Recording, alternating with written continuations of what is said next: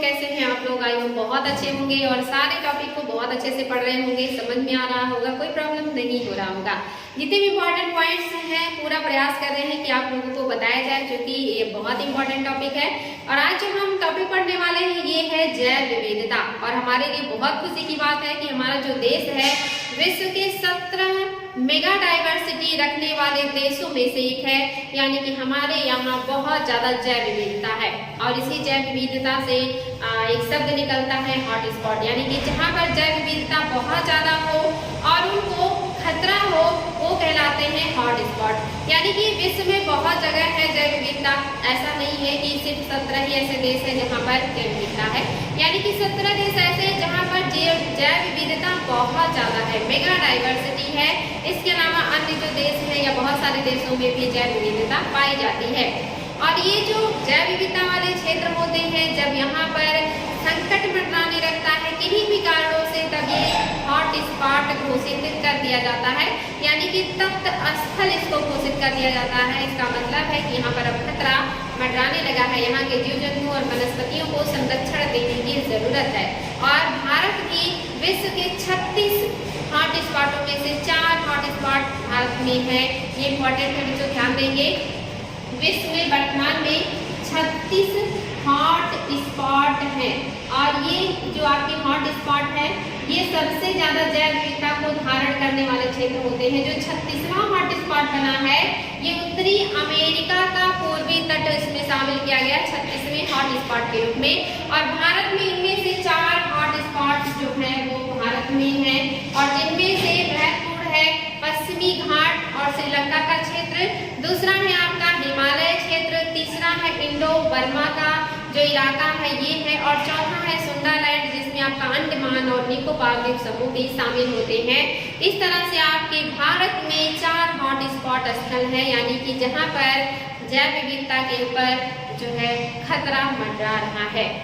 तो ये ध्यान देंगे बच्चों, विश्व में जो हॉट स्पॉट है ये 36 है, जिसमें से 4 इंडिया में है। और एक वर्ड और मैंने आप लोगों से डिस्कस किया था, होप स्पॉट या हॉप स्पॉट। इसको होप स्पॉट या हॉप स्पॉट भी कहते हैं। ये जो होता है ये जलीय क्षेत्र का होता है, यानी कि जल की जैव विविधता पर जब खतरा मंडराए तो इसे हॉप स्पॉट या हॉट स्पॉट कहते हैं। और 2016 के जनगणना मतलब जो सर्वे है उसके अनुसार विश्व में 76 आपके होप स्पॉट है। तो आप देख सकते हैं 2016 के आंकड़ों के आधार पर 76 होप स्पॉट पूरे विश्व में है, और लेटेस्ट जो है ये 36 हॉट स्पॉट आपके पूरे विश्व में है जो कि असम में है। तो आप देख सकते हैं कि कितना ज्यादा अंतर है, यानी कि आपके जो हॉट स्पॉट है इनसे कहीं ज्यादा आपके हॉट स्पॉट हैं। और ये होने की जो है चांसेस भी बनते हैं, क्योंकि विश्व का आप देखेंगे कि 3 हिस्सा जो है वो धरती का वाटर से घिरा है, और वाटर हमारा ज्यादा एरिया कवर करता है। इसका मतलब उसके अंदर ज्यादा जैव विविधता है, ज्यादा इस तरह की स्थितियां पाई जाती हैं, और उन पर खतरा भी सबसे ज्यादा बढ़ रहा है। क्योंकि मैंने आपको बताया था कि हमारा जो जलीय पारितंत्र होता है ये टेम्परेचर को लेकर के बहुत ज्यादा संवेदनशील होता है। अगर ग्लोबल वार्मिंग होता है, पोल्यूशन होता है, कुछ भी होता है, तो स्थल से भी ज्यादा तेजी से प्रभावित होता है हमारा जलीय क्षेत्र। तो आप देख सकते हैं कि हमारे स्थल पर 36 हॉट स्पॉट है, और वहीं जल में 76 हॉट स्पॉट पाए गए हैं, यानी कि वहाँ की जैव विविधता को नुकसान पहुंचने का खतरा है या उस पर संकट मंडरा रहा है। तो ये तथ्य याद रखेंगे बच्चों, जिसमें से हमारा इंडिया भी महत्वपूर्ण स्थान रखता है। मेगा डाइवर्सिटी होने के नाते हमारे यहाँ भी 4 हॉट स्पॉट पाए जाते हैं। और इन्हीं हॉट स्पॉटों में जो 36 हॉट स्पॉट हैं, इन्हीं में विश्व के लगभग 60% जो आपके जीव प्रजातियां हैं, जो आपकी वनस्पति प्रजातियां हैं, वे पाई जाती हैं। क्योंकि ऐसी प्रजातियां ज्यादातर जहां जैव विविधता होता है वहां मिलते हैं। तो जाहिर सी बात है कि ऐसे हॉट स्पॉटों में इस तरह की प्रजातियों की विविधता बहुत ज्यादा होती है। तो हम पढ़ रहे हैं भारत में जैव विविधता, हमारा जो देश है अपने आप में बहुत ही महत्वपूर्ण है। हम हर चीज में मेगा डाइवर्सिटी रखते हैं, चाहे वो वनस्पतियां हो, जीव जंतु हो, या हमारे कल्चर हो, हमारे यहाँ के धर्म हो, हमारे यहाँ की जो आप देखेंगे रहन सहन हो, हर चीज में हम मेगा डाइवर्सिटी रखते हैं, और यही हमारी खास विशेषता है। तो हम उन मेगा डाइवर्सिटी वाले देशों में से हैं, लेकिन अब हमारे यहाँ की जो मेगा डाइवर्सिटी है उस पर खतरा मंडरा रहा है और उसको संरक्षित करने की जरूरत है। तो आप देख सकते हैं भारत में कौन कौन से हैं जो मेगा डाइवर्सिटी है, उसमें हम क्या क्या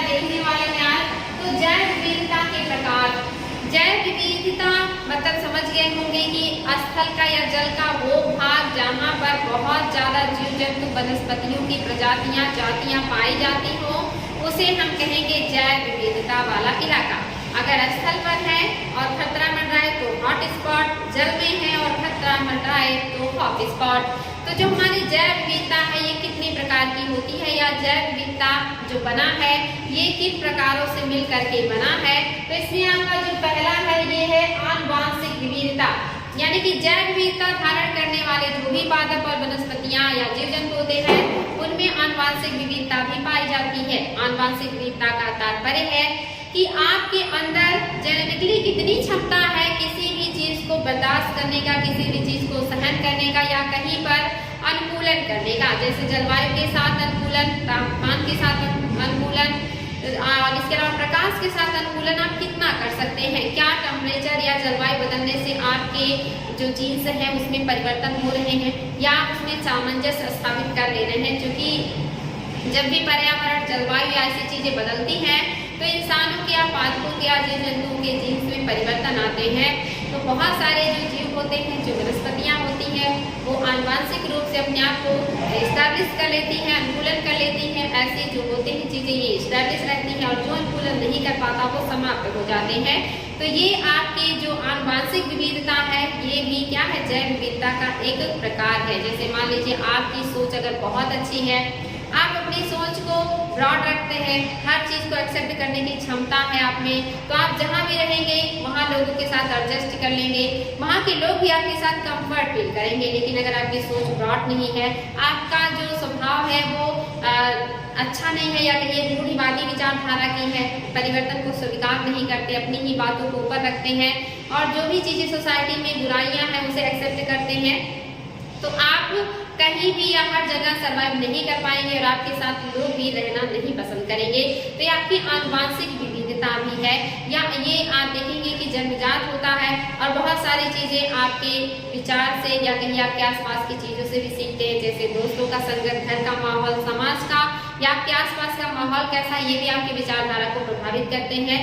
लेकिन मोस्टली व्यक्ति जन्म से बहुत सारे गुण उसके अंदर होते हैं जिसकी वजह से वो और भी गुणों को अवजात करता जाता है और अच्छा होता जाता है।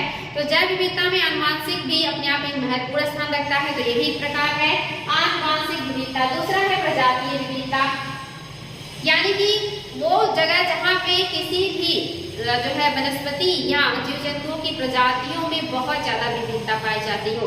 जैसे मान लीजिए कि धान की ही प्रजाति है तो जो धान है उसकी बहुत सारी प्रजातियां हों, या कोई भी फूल है उसकी बहुत सारी प्रजातियां, जैसे आम है उसकी बहुत सारी प्रजातियां, अमरूद है उसकी बहुत सारी प्रजातियां, तितलियां हैं उनकी बहुत सारी प्रजातियां, सांप है उनकी बहुत सारी प्रजातियां। तो जो प्रजातियां होती हैं ये भी जैव विविधता का निर्धारण करती हैं, इनका भी महत्वपूर्ण योगदान होता है जैव विविधता में। जैसे हमारे देश में देखेंगे बहुत सारे धर्म हैं और उन धर्मों की बहुत सारी जातियां हैं, उन जातियों से फिर उपजातियां हैं, ये सब क्या कर रही हैं, ये सब डाइवर्सिटी का काम करते हैं, डाइवर्सिटी को इस्टेब्लिश करने में अपना योगदान देते हैं।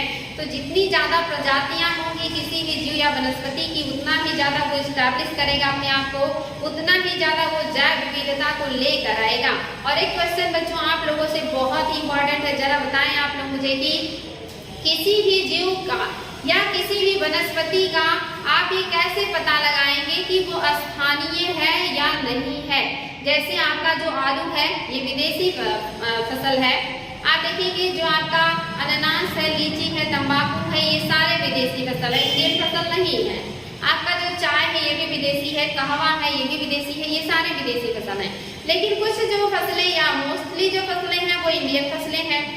और ये चीज कैसे हम पता लगाएं, मान लीजिए हमें नहीं पता कि हमारे यहाँ क्या देसी है और क्या विदेशी है, और हमें जानना हो किसी भी वनस्पति या किसी भी जीव के बारे में कि स्थानिक है या विदेशी, तो आप कैसे पता लगाएंगे।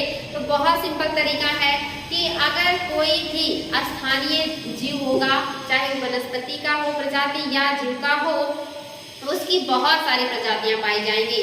जैसे जो धान है वो इंडिया का प्रजाति मतलब जो है एक तरीके से कहेंगे कि फसल है, तो इसकी बहुत सारी प्रजातियां भारत में पाई जाती हैं। खास करके छत्तीसगढ़ में ही धान की जो है सबसे ज्यादा प्रजातियां पाई जाती हैं और छत्तीसगढ़ को इंडिया का धान का कटोरा भी कहते हैं। तो जो फसल जहाँ की होती है उसकी बहुत सारी प्रजातियां वहाँ पर पाई जाएंगी, और अगर वो विदेशी होगा तो उसकी बहुत सारी प्रजातियां वहाँ पर नहीं पाई जाएंगी। तो इससे आप पता लगा सकते हैं कि ये जो जीव है या ये जो फसल है ये स्थानिक है या विदेशी है। तो जो स्थानिकता होती है और उनमें जो प्रजातियों की भिन्नता होती है ये भी जैव विविधता का एक प्रकार है, और ये चीजें किसी भी जैव विविधता के लिए बहुत ही जरूरी है, बहुत ही आवश्यक तत्व है। जितना ज्यादा प्रजातीय विविधता होगा वहाँ की जैव विविधता उतनी ही ज्यादा एस्टैब्लिश होगी, वो आसानी से समाप्त नहीं होगी। अगर किसी जीव की अनेकों प्रजातियां हैं, उनमें से कुछ विलुप्त भी हो गई तो भी कुछ प्रजातियां रह जाएंगी, लेकिन अगर किसी जीव की बस गिनी चुनी प्रजातियां हैं और उन पर संकट मंडराया और समाप्त हो गई तो वो धरती से बहुत आसानी से गायब हो सकती हैं। तो किसी भी जो है जीव की जितनी ज्यादा प्रजातियां हो उतना ही बढ़िया है, और ये भी एक जैव विविधता का अंग है, प्रकार है। दूसरा है सामुदायिक या पारितंत्रीय विविधता, यानी कि आपके यहाँ पारितंत्र में कितनी विविधता है। अगर आपके यहाँ पारितंत्र में विविधता है यानी कि जैव विविधता है, जैसे कि मान लीजिए हमारा इंडिया जो है बहुत ही बढ़िया जलवायु रखता है, हमारे यहाँ उपोष्णकटिबंध, उष्णकटिबंध सारे कटिबंध पाए जाते हैं। हमारे यहाँ सदाबहार वन भी है, उष्णकटिबंधीय वन भी है, कांटेदार वन है, तैगा भी वन है, हमारे यहाँ मरुस्थल भी है, हमारे यहाँ घास स्थल भी है, हमारे यहाँ मैंग्रोव पारितंत्र भी है।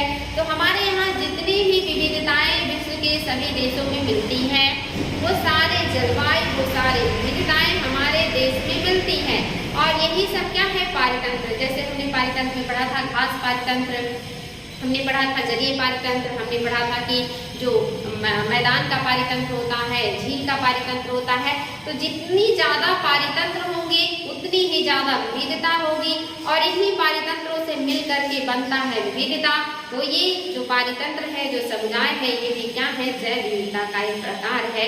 तो आप देख सकते हैं जैव विविधता के प्रकारों में आनुवांशिक विविधता, प्रजातीय विविधता और सामुदायिक विविधता, यानी कि आपके आनुवांशिक जो जीव है उनकी आनुवांशिकी में कितनी विविधता है, उनकी प्रजातियों में कितनी विविधता है, उनके समुदाय या पारितंत्र में कितनी विविधता है, ये सभी प्रकार मिलकर के बनाते हैं जैव विविधता। और किसी भी देश के जैव विविधता को डिसाइड करने में ये सारी चीजें महत्वपूर्ण रोल अदा करते हैं। तो अब आप बता सकते हैं कि जैव विविधता के कितने प्रकार होते हैं और किस आधार पर वो जैव विविधता को निर्माण करते हैं, जैव विविधता से बन करके निर्मित होता है या एस्टैब्लिश होता है। नेक्स्ट जो हमारा हेडिंग है जैव विविधता का मापन, यानी कि जैव विविधता का मापन हम किस विधि से करते हैं। अगर कहीं पर जैव विविधता है तो हम उसका मापन कैसे करेंगे। तो ये तीन तरह से होता है, एक होता है अल्फा विविधता, दूसरा होता है बीटा विविधता और तीसरा होता है गामा विविधता। अल्फा विविधता में हम किसी समुदाय के वनस्पतियों और जीव जंतुओं की संख्या को देखते हैं कि कहीं पर पर्टिकुलर जो स्थल है, जो क्षेत्र है, जो पारितंत्र है, उसमें जीव जंतु और वनस्पतियों की संख्या कितनी है, उस संख्या को हम कहते हैं अल्फा विविधता। बीटा विविधता में होता है कि किसी भी पारितंत्र में जो भी जीव जंतु है, जो भी वनस्पतियां हैं, उनमें कितना अनुकूलन करने की क्षमता है, एनवायरमेंट चेंज होने पर उनमें कितनी ज्यादा बदलाव आ रहे हैं, और कौन सी प्रजातियां हैं जो वहां से विस्थापित कर जा रहे हैं वहां के जलवायु के परिवर्तन होने पर, यानी कि वहां पे अनुकूलन करने की क्षमता कितनी है, और कौन सी प्रजातियां, कितनी प्रजातियां जो अनुकूलन नहीं कर पा रही और वहां से विस्थापित हो जा रही, यानी कि दूसरी जगह चली जा रही है, ये हम देखेंगे बीटा विविधता में। और आपका जो गामा विविधता है, ये बड़े क्षेत्र का एक पारितंत्र के ओवरऑल संख्या और उनमें पाई जाने वाली जो विविधता होती है उसे मिला करके गामा कहते हैं, यानी कि अल्फा और बीटा को मिला करके बनता है आपका गामा। ये सबसे बड़ा है, या कहिए इसमें दोनों समाहित हो जाते हैं। तो इस तरह से अल्फा संख्या को बता रहा है, बीटा उनके एस्टेब्लिशमेंट को या विस्थापन को बता रहा है, और गामा दोनों को बता रहा है संख्या और उनकी प्रजातीय विविधता और उनके अनुकूलन करने की जो क्षमता है, ये सभी आपके आ जाएंगे गामा विविधता में। और इस तरह से हम जैव विविधता को मापते हैं अल्फा, बीटा, गामा के द्वारा। नेक्स्ट है बच्चों आपका जैव विविधता की प्रवणता। जैव विविधता की प्रवणता का क्या मतलब है। प्रवणता मीन्स होता है कि उनकी ज्यादा से ज्यादा घनत्व कहाँ है, और घनत्व का मतलब आप जानते हैं सघनता। तो जो आपका प्रवणता है ये धरती पर सबसे ज्यादा कहाँ मिलेगा, तो जैव विविधता की जो प्रवणता है धरती पर, मैंने आप लोगों को बताया था कि जो जीरो है, जीरो से लेकर के 90 की तरफ ये घटता जाता। अगर इधर की तरफ आप बढ़ेंगे तो ये क्या होगा, घटेगा। लेकिन अगर आप इधर से इधर को आ रहे हैं, यानी कि 90 से जीरो की तरफ आ रहे हैं, तब ये क्या होगा, ये प्लस होगा, यानी कि बढ़ेगा। यही क्या हो गया, प्रवणता हो गई, घनत्व में बढ़ने का दर हो गया। आप या उच्च अक्षांशों से निम्न अक्षांशों की तरफ आएंगे तो जैव विविधता बढ़ता जाता है, और जब आप निम्न अक्षांशों से उच्च अक्षांशों की तरफ जाते हैं तो जैव विविधता घटता जाता है, और इसी को कहते हैं जैव विविधता प्रवणता। क्यों बढ़ता है ये सारी चीजें बता चुकी हूँ कि जो विविधता होती है, जैव विविधता, इसको जो सबसे ज्यादा प्रभावित करता है वो है वर्षा और टेम्परेचर। और वर्षा और टेम्परेचर आप जानते हैं इन क्षेत्रों में सबसे ज्यादा पाई जाती है, और ऊपर के क्षेत्रों में जैसे जैसे आप जाएंगे वर्षा और जो टेम्परेचर है इन दोनों की कमी होती जाएगी, और इनकी कमी की वजह से जैव विविधता घटता जाता है। इसके अलावा मिट्टी की गुणवत्ता और अन्य चीजें भी होती हैं जो कि प्रभावित करती हैं जैव विविधता को, लेकिन सबसे ज्यादा जो प्रभावित करता है वो है आपका टेम्परेचर और वर्षा। तो ये चीजें इन क्षेत्रों में ज्यादा मिलती है, इन क्षेत्रों में सबसे कम मिलती है, इसलिए सबसे कम विविधता, और इन क्षेत्रों में सबसे ज्यादा मिलती है तो सबसे ज्यादा विविधता। ऐसे ही जब हम पहाड़ों की बात करेंगे या पर्वतों की बात करेंगे तो जैसे जैसे हम ऊपर जाएंगे जैव विविधता कम होता जाएगा, क्योंकि ऊपर ठंडा होता है और वहां पर उतना ज्यादा प्रकाश, उतनी ज्यादा उष्मा, उतना ज्यादा वर्षा नहीं मिलती है, बर्फ से ढका होता है, मिट्टी भी उत्पादक नहीं होती, तो जैव विविधता कम होता है। वहीं आप नीचे के इलाके में देखेंगे सबसे ज्यादा जैव विविधता होगा, यानी कि अगर पहाड़ी में नीचे से ऊपर जाएंगे जैव विविधता घटता जाएगा, और ऊपर से नीचे की तरफ आएंगे तो जैव विविधता बढ़ता जाएगा। सेम आपकी धरती जैसे पहाड़ियों पर भी होता है, पर्वतों पर भी होता है। तो ये चीज याद रखेंगे बच्चों, एग्जाम में क्वेश्चन बन जाता है कि पर्वतों पर निम्न यानी कि नीचे से ऊपर की तरफ जाएंगे तो जैव विविधता घटेगा या बढ़ेगा, या ऊपर से नीचे की तरफ आएंगे तो जैव विविधता घटेगा या बढ़ेगा। तो दोनों जगह सेम प्रोसेस वर्क करेगा, धरती पर भी और पर्वतों पर भी। निम्न से उच्च की तरफ जाएंगे जैव विविधता घटेगा, उच्च से निम्न की तरफ आएंगे तो जैव विविधता बढ़ेगा। बहुत इंपॉर्टेंट तथ्य है बच्चों, याद रखेंगे, IAS तक के एग्जाम में यहाँ से क्वेश्चन बन चुके हैं। तो ये आपका है जैव विविधता प्रवणता। नेक्स्ट है आपकी जैव विविधता का महत्व। महत्व क्यों है जैव विविधता का, क्यों जरूरत है हमें जैव विविधता का, क्यों हम अपने आप को बहुत गौरवान्वित महसूस करते हैं जब हम कहते हैं कि इंडिया एक मेगा डाइवर्सिटी वाला देश है।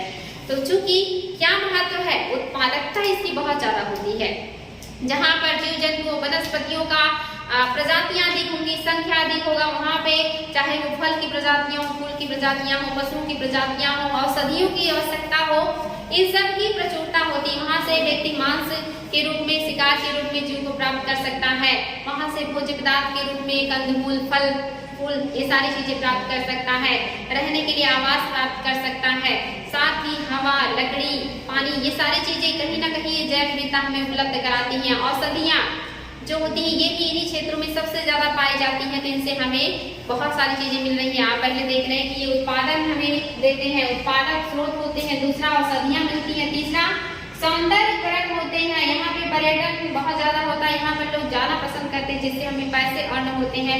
ये हमें खूबसूरती देते हैं, हमारे मन को एक सुकून देते हैं, एक उत्साह देते हैं, एक उमंग देते हैं, और इसे देखकर हमें बहुत ज्यादा जो है खुशी मिलती है, और ये पर्यटन को भी बढ़ावा देते हैं, जिससे हमें पैसे अर्न होते हैं।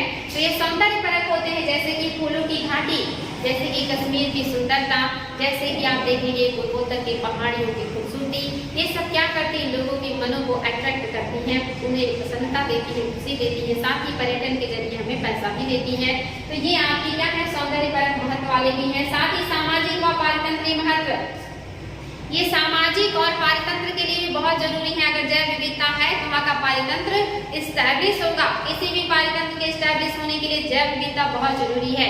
अगर जैव विविधता नहीं होगा तो पारितंत्र समाप्त हो जाएगा। और जैव विविधता का मतलब आप जान ही रहे हैं कि वहाँ पे आनुवंशिक विविधता होगा, जातीय विविधता होगा, ये सारी विविधताएं होंगी। वहाँ पे जो है पारितंत्रीय विविधता होगा, वो सब मिलकर के बनाते हैं पारितंत्र।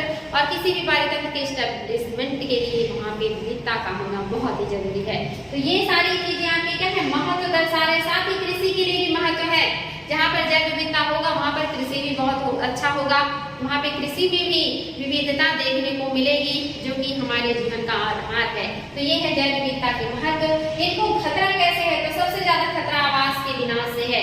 यानी कि आप किसी का घर समाप्त कर दीजिए तो ये जैव विविधता समाप्त हो जाएगा। जैसे आप देखेंगे अपने गाँव के आसपास जहाँ पे ईंट भट्टे होंगे, वहाँ पर कभी बाग बगीचे हुआ करते थे, और उन बाग बगीचों में छोटे से लेकर के बड़े जो निवास करते थे, और एक पारितंत्र डेवलप रहता था वहाँ पर। बहुत ही बढ़िया पारितंत्र। लेकिन जब इन भट्टों के लोगों ने उनको बगीचों को काट दिया तो वो सारे जीव जंतु वहाँ से विस्थापित हो गए, वहाँ से पलायन कर गए, उनका घर समाप्त हो गया, तो वहाँ की जैव विविधता समाप्त हो गई। ऐसे ही किसी जंगल को आप काट दीजिए, वहाँ के जो छोटे से लेकर के बड़े जीव हैं, चाहे वो शाकाहारी हो, मांसाहारी हो, सर्वाहारी हो, वो सारे वो जगह छोड़ करके चले जाएंगे, पलायन कर जाएंगे और इस तरह से जैव विविधता समाप्त हो जाएगा। तो सबसे बड़ा जो खतरा है आवास का विनाश, यानी कि पेड़ों का काटना, पारितंत्र को समाप्त करना। तो ये सबसे बड़ा खतरा है। अगर कहीं का आवास विनाश हो रहा है तो वहाँ का जैव विविधता समाप्त होने में समय नहीं लगेगा। दूसरा, विदेशी प्रजातियों का प्रवेश। अगर वहाँ में विदेशी प्रजातियां प्रवेश कर गई तो वहाँ की जो स्थानीय प्रजातियां उनको नुकसान पहुंचाती हैं। जैसे आपने नाम सुना होगा, अमेरिका से भेजा गया गाजर घास, जिसको कांग्रेस घास भी कहते हैं, ये इस समय भारत में इतना ज्यादा फैल गया कि यहाँ के जो पौष्टिक जो अच्छे घास हैं उनको समाप्त कर दे रहा है, उनको विस्थापित करके वहाँ पे अपने आप को स्टैब्लिश कर रहा है। और इसे सूखे से, तापमान से, किसी भी चीज से कोई दिक्कत नहीं होती, यानी कि हर जगह ये हरा भरा बना रहता है। और ये बहुत ही बेकार घास है, या ये किसी भी काम का नहीं है।